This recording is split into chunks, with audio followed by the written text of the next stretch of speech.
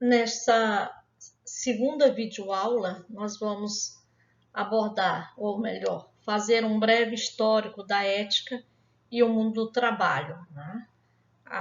Os nossos objetivos de aprendizagem é fazer com que vocês possam identificar os fundamentos da ética na história e, além disso, relacionar o mundo material no seu aspecto econômico e os seus valores. Pois bem, vamos lá. Esse é o nosso roteiro de aula, tá?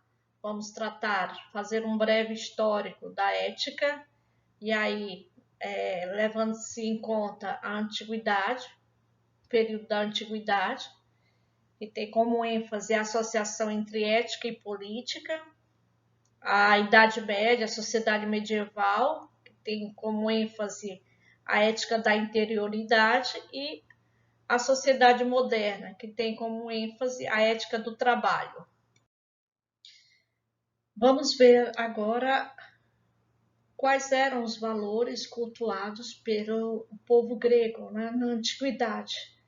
Né? Então, assim, é na Grécia Antiga onde se origina as reflexões éticas, né? E que se acentua o caráter público das questões relativas aos valores. Né? Então, os gregos, eles entendiam que os juízos sobre o bem, a verdade, a justiça eram ditados pela consciência moral, né? Consciência do indivíduo, mas decididos de maneira livre e racional em praça pública, na polis. A polis era as cidades-estados, né? Que eram independentes entre si, né? Mas tinham o que tinham de comum era a cultura grega, né? Bem, mas para os gregos, o mundo ético, o mundo dos valores, era o mundo da racionalidade e da liberdade. Esses eram os valores cultuados pelos gregos, né? E esses valores eles se realizam plenamente na polis, na cidade, né? Pela prática política. Então se cultivava na cultura grega a cidadania. A cidadania era possível pela participação política e pela estimulação de uma racionalidade e também da liberdade. Né? Bem, a Grécia Antiga caracterizava-se como uma sociedade escravista. Né? Nem tudo era perfeito. Né? É a primeira experiência de democracia que temos. Né? Nesse tipo de sociedade, as relações de poder eram polarizadas, né? Eram entre senhores e escravos. Né? Aos senhores cabiam pensar, né? e também ter, digamos, o acesso ao trabalho intelectual. Eles eram estimulados intelectualmente. Né? Então, a esses senhores era reservado o direito à cidadania. Né? E os demais, né, eram praticamente colocados à parte desse processo. No caso, os escravos, as mulheres, as crianças e inclusive também estrangeiros, eles não tinham direito a participar politicamente, né, discutir os problemas da cidade. Né? Então, havia a separação do trabalho manual e do trabalho intelectual. E o trabalho intelectual se destinava aos homens ditos livres, né? E chamados cidadãos. Bem, vamos agora identificar os valores da sociedade medieval. Então, na Idade Média, os princípios da ética antiga sofrem uma significativa mudança. Né? Em função do poder exercido pela Igreja, as normas de convivência social da Idade Média passam a ser reguladas pelos princípios do cristianismo. Né? As duas virtudes capitais do cristianismo cultivadas são a fé e a caridade, né? Que se traduzem em sentimentos e intenções, virtudes internas de ordem privadas, bem diferente, né, dos valores cultuados na antiguidade. Né? Então, com a vigência desses princípios, desvaloriza-se a autonomia e a deliberação humana, né? Dá-se a decadência e a fragilização da responsabilidade pessoal, né? À medida que, como, né, se há uma predeterminação, né, há uma ordem superior, então a possibilidade de escolha ela é limitada, né? Então, se não podemos escolher, como vamos nos responsabilizar? Então, essa é a ênfase da sociedade medieval, que prima pela ética da interioridade. Na Idade Média, né, é importante que nós possamos ver, né, visualizar, né, como ela se organiza, né, um modelo de produção feudal. Né, e nesse modelo de produção, né, as relações sociais elas se caracterizam, né, por uma rígida hierarquia entre os senhores, que eram os proprietários de terra, das terras, e os servos, né, aqueles que a cultivavam. Né, e esses últimos, no caso, os servos, né, eles cabiam à troca do trabalho, né? Apenas parte da produção necessária à subsistência familiar. Então, os servos deviam obediência aos senhores, mas, diferentemente dos escravos, possuíam direito à vida e proteção dos senhores em caso de guerra. Né? A igreja, detentora do saber, competia a manutenção dos princípios de obediência que regulavam essas relações. Né? Então, ocorreram algumas transformações já no final da Idade Média, né? Essas transformações, né, foi o que fez com que surgisse uma nova classe, aí ascendesse uma nova classe, né, decorrente disso. Né? Então, só para reforçar, né, na passagem da Idade Média para o período correspondente à modernidade, ocorreram grandes transformações.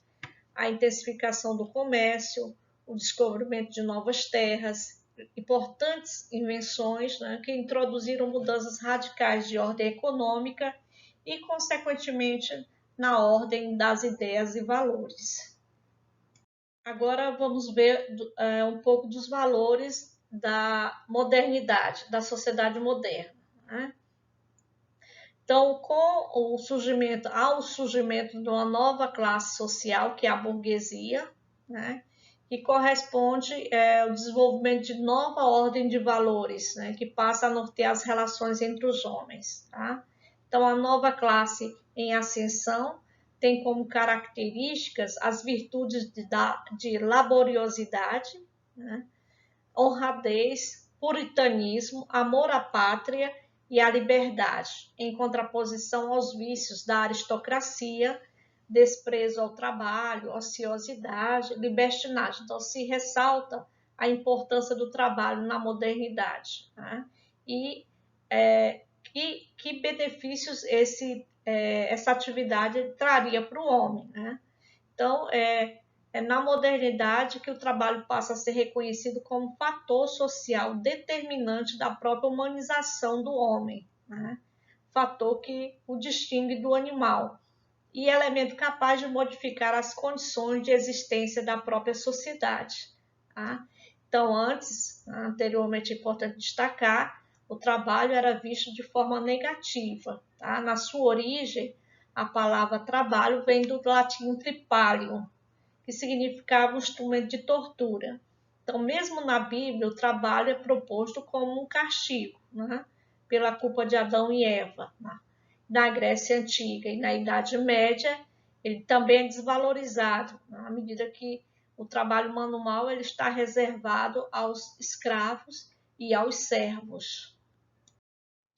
Assim, a sociedade moderna declara o trabalho como uma expressão de liberdade. Né?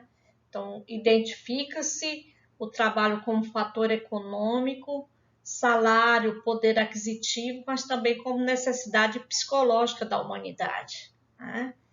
E que determina também o status de uma pessoa, fazendo-o pertencer a um grupo, levando-o a estabelecer laços comunitários e de solidariedade, permitindo-lhe realização e felicidade pessoal e social. Então, através da atividade humana que o ser humano, né, vai buscar uma realização individual e social também, né? Bem, em que consiste, em outras palavras, a ética do trabalho é justamente, né, entender essa atividade, o trabalho, como fator fundamental à construção da identidade e da realização pessoal e ao estabelecimento de uma ordem social, onde prevaleçam relações fundadas na dignidade, na liberdade, na igualdade entre os homens, né? Ao lado do valor positivo do trabalho, a modernidade afirma que a igualdade e a liberdade entre os homens são condições próprias da natureza humana, consideradas fatores necessários ao pleno desenvolvimento da ética do trabalho. Então, nesse contexto, criam-se os direitos civil, político e social. O direito civil que vai definir a igualdade entre os homens, né? O direito político que vai trabalhar a questão do pluralismo partidário e também as eleições livres, e o direito social, né, que vai garantir a remuneração, que vai garantir a previdência social, a saúde e a educação. Tá? Então, mas pergunta-se, né, mas será que por natureza os homens são realmente iguais entre si? Né? Então, questiona-se ainda, né? E por que então o homem moderno afirma a igualdade como natural? Isso acontece porque afirmar a naturalidade da liberdade e da igualdade é útil aos interesses da sociedade moderna, ou seja, é útil à classe em ascensão que foi a burguesia, né? Bem, na defesa desses interesses da burguesia, né, ele vai lançar mão, né, de um fundamento, de uma teoria, que é a teoria liberal, né, que vai utilizar os conceitos de igualdade e liberdade natural para justificar sua prática social, sua ordem econômica e, inclusive, a forma de organização do Estado, né? Ou seja, né, se todos os homens são livres, né, a liberdade natural e a igualdade, acredita-se e canta-se, né, nos quatro cantos que todos os homens poderiam chegar a essa liberdade ou a igualdade, né? Em relação à ordem econômica, né? O mercado ele não deveria ter interferências do Estado. Ele se rege, né? Se considerava que ele se rege por leis próprias. Então, havia então essa ideia, essa concepção. Em relação à organização do Estado, né? Se defendia o Estado mínimo, né? Com o mínimo de interferência nas políticas sociais. Então, o Estado serviria apenas para arrecadar os impostos, sem interferência no mercado. Essa ênfase da classe burguesa em relação a considerar que a igualdade e a liberdade são algo natural, né? Não era bem assim, né? A realidade era outra para os trabalhadores, né? A prova disso eram os contratos, né, estabelecidos, que eram em condições desiguais, né? A liberdade do candidato, nesse caso, ela é relativa, já que ele tinha ou aceitava as condições propostas do patrão ou ficava desempregado. Né? Então, vale perguntar, né, até que ponto a sociedade moderna foi capaz de concretizar a proposta contida na ética do trabalho. Adiante, pela abordagem da evolução do mundo do trabalho, nós vamos aprofundar um pouco mais disso. Aqui estão as referências desta aula, tá? E orientamos que assista o vídeo aqui sugerido, que vai trazer elementos dessa nossa discussão. Muito obrigada.